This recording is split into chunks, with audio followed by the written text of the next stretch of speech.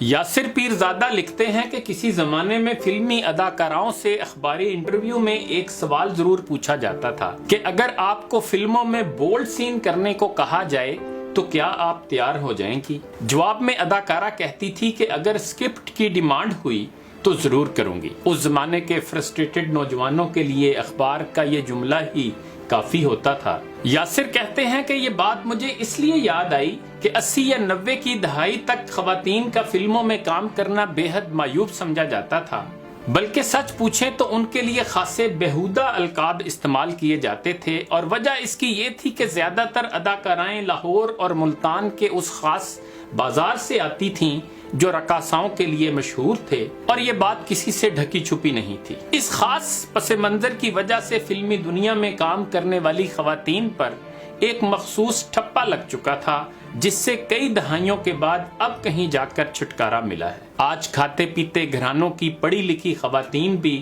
فلموں میں کام کر رہی ہیں، اور ان کی خواندگی کی وجہ سے ہی ان کی عزت کی جاتی ہے، مگر اس کا یہ ہرگز مطلب نہیں کہ ہم ان پرانی اداکاراؤں کی محض اس وجہ سے تضحیق کریں کہ وہ کانوینٹ یا گرامر سکول میں نہیں پڑھ سکیں، یا حالات کے جبر نے انہیں بازار میں لا بٹھایا، لہذا انہیں کسی بھی اچھے برے نام سے پکارا جا سکتا ہے۔ ویسے ہمارے دوغلے پن کی مثالیں آج بھی موجود ہیں۔ آج کل ہمارے نام نہاد اچھے گھرانوں کے جدید گلوکار پرانے پنجابی گانوں کو نہلا دہلا کر اپنی طرح معزز بنانے کی کوشش کر رہے ہیں۔ اس قسم کے گانے جب سینما میں ریلیز ہوتے تھے تو ہماری ایلیٹ ہاؤ ولگر کہہ کر ناک سکیڑ لیتی تھی۔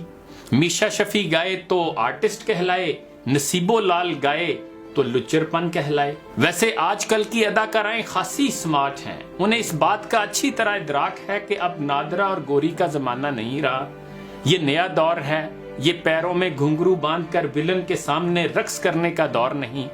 اس جدید دور میں ایکٹریس کو نہ صرف انگریزی بولنی آنی چاہیے بلکہ اسے ایکٹیوسٹ بھی ہونا چاہیے۔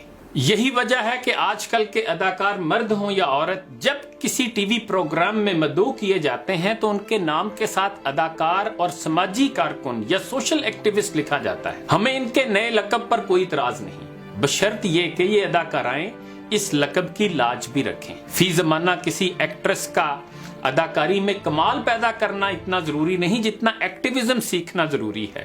اس سے اقوام متحدہ کا سفیر بننے کی راہ ہموار ہوتی ہے۔ دراصل آج کل کی ماڈرن نیکیوں کو CSR یا کارپوریٹ سوشل رسپانسبلٹی کہتے ہیں، جبکہ ان نیکیوں کو دریا سے باہر نکال کر دنیا کے سامنے لٹکانے والوں کو گڈ ول ایمبیسڈر کہا جاتا ہے۔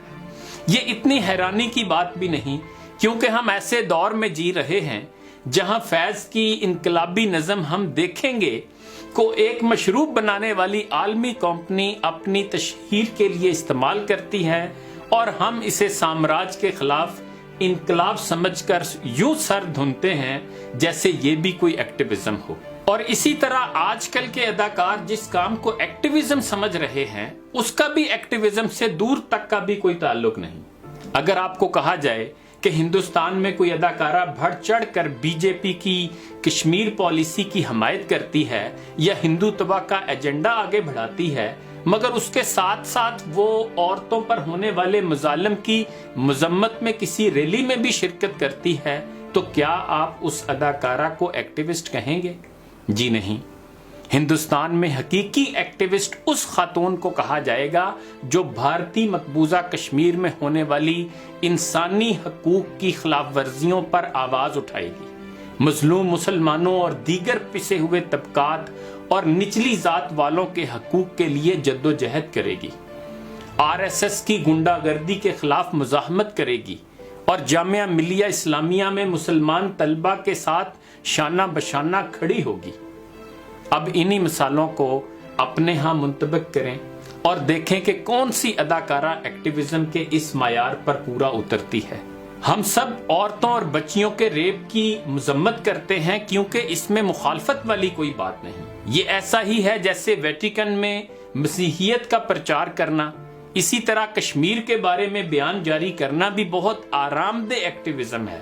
اس پر بھی کوئی ناراض نہیں ہوتا، بلکہ ناراض کیا ہونا، اس پر تو ٹی وی چینل خبریں چلاتے ہیں کہ فلاں اداکارہ نے بین الاقوامی برادری کے سامنے کشمیر کا مقدمہ بہت جاندار انداز میں پیش کیا، جبکہ اصل ایکٹیویزم یہ ہے کہ ان اداکاراؤں میں سے کوئی بلوچوں کے حقوق کی بات کرے، لاپتہ افراد کا مقدمہ لڑے، اقلیتی برادری سے تعلق رکھنے والے کسی شخص پر جب ظلم ہو تو اس کے سامنے ڈھال بن کر کھڑی ہو، زور آور کے خلاف آواز اٹھائے، یا کم از کم کسی انقلابی نظریے کا پرچار تو کرے۔